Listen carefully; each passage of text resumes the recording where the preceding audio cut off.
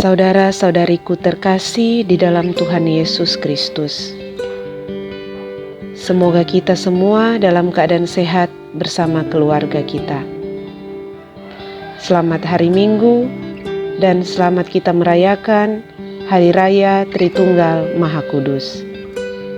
Saat ini, marilah kita mendengarkan bacaan kitab suci dan renungan harian Minggu 7 Juni tahun 2020. Bacaan pertama. Tuhan, Tuhan Allah, Engkaulah pengasih dan murah hati.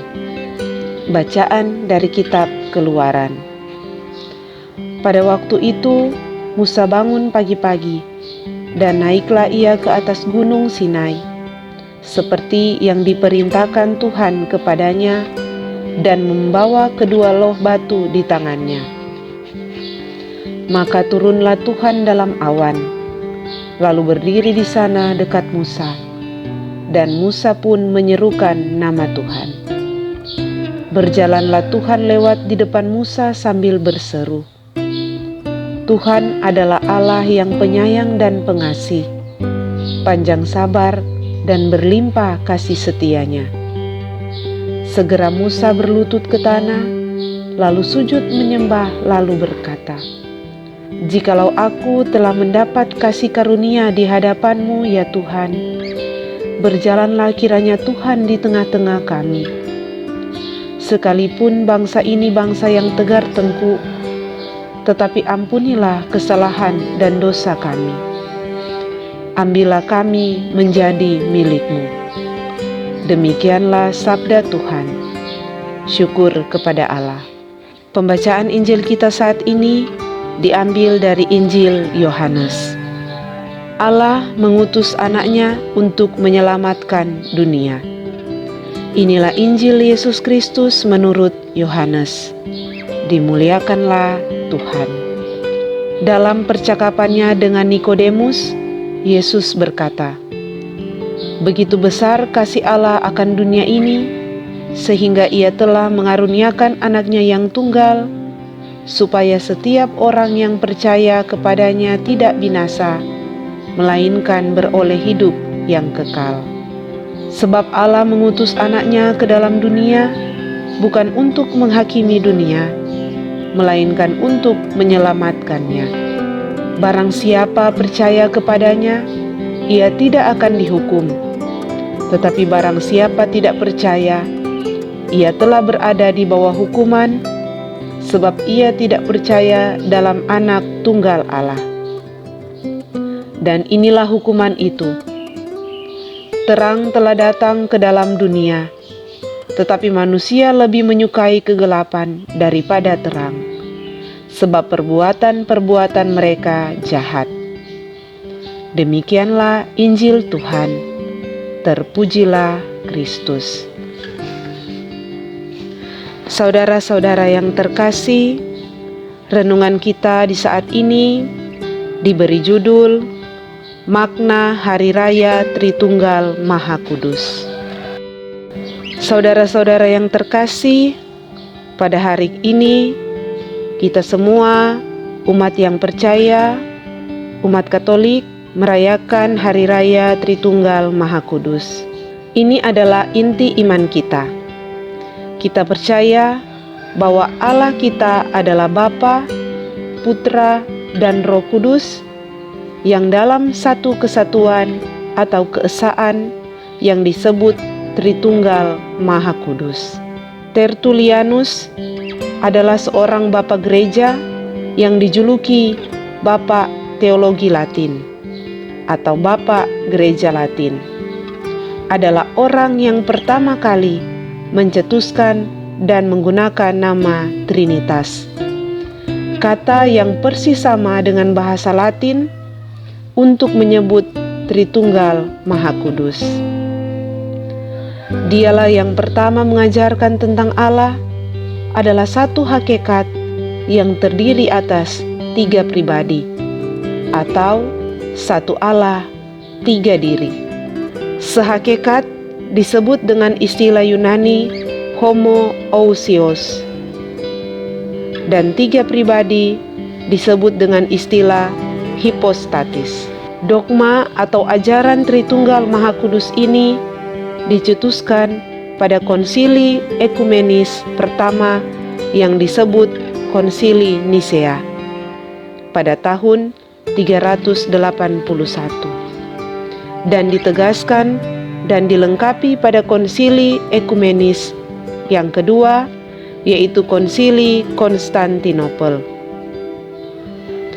Karena itu, kita mengenal kredo panjang kita yang disebut kredo atau pengakuan iman Nisea Konstantinopel.